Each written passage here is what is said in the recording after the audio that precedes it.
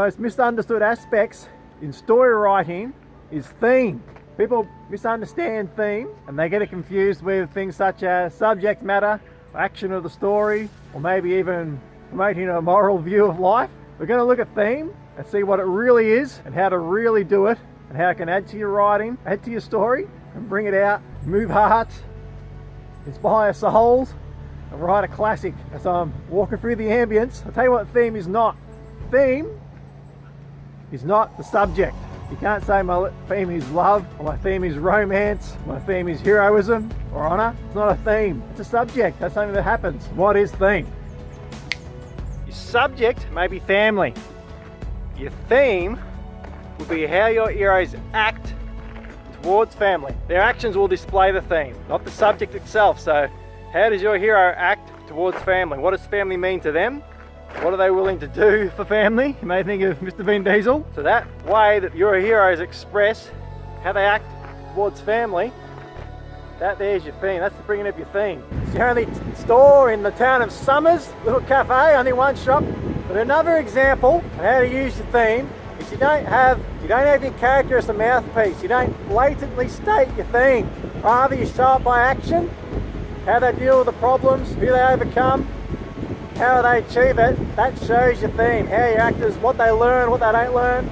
An example with Casablanca, Rick could have left with Elsa, his one true love, but he didn't. He sacrificed, he didn't flee to America, instead he went to fight the Nazis. Now his theme there, he was showing the greater good was greater than his own personal life. That was the theme. He didn't state the greater good is better than my own personal life. No, he didn't just state it.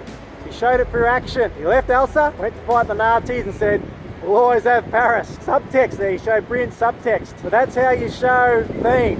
He showed it through action, through his results, through his words, didn't blatantly state it. Let's go check out the beach. I need to invest in a microphone. On the goes of my shirt so you can hear me over the wind. Well, let's give you a quick look.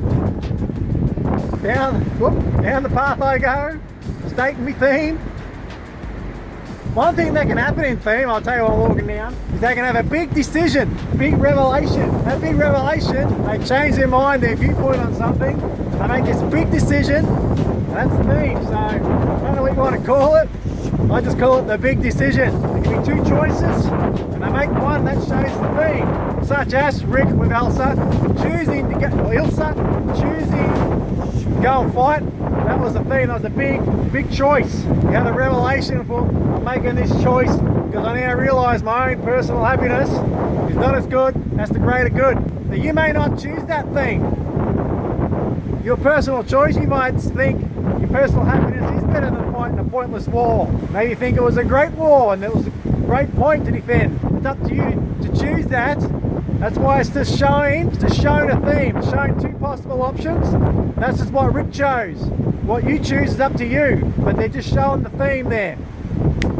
Summers Beach Strip.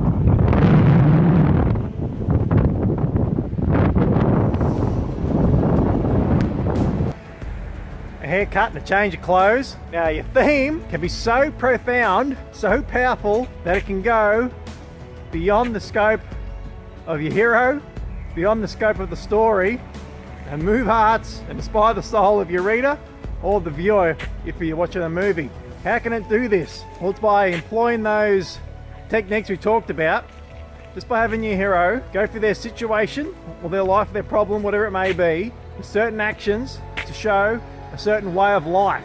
If you can do that masterfully enough, you can actually move the reader, and they may then come to think, well, they can see themselves in that character, in that hero, and they can see part of them in that hero, and they can see that situation, the same principle. It may not be exactly the same thing, but it can be the same principle, and how they can apply it in their own lives. And they'll look at Rick and say, well, if he can be so selfless and leave Ilsa and go off to help others, well, I can do that in my own life. I can be a bit more selfless. I can actually leave some of my things that don't matter so much and move forward and help others in their lives. In the little garden here, help others in their lives. So that's why stories are important. That's why we need them, to help us to become more courageous, more kind, more empathy, more selfless, better people. We can help others and expand. That's why you need to write a story with a great theme and show it well through action, and you can inspire lives, change lives, and help us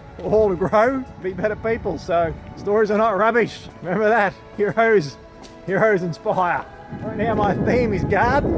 I'm just going to go and explore the garden theme. I do have a book coming out. It's on its way, designed to cover myself, so it's not going to be about what you expect. There'll be some more clues as to what to expect in upcoming videos. So subscribe, thumb up and share it on something.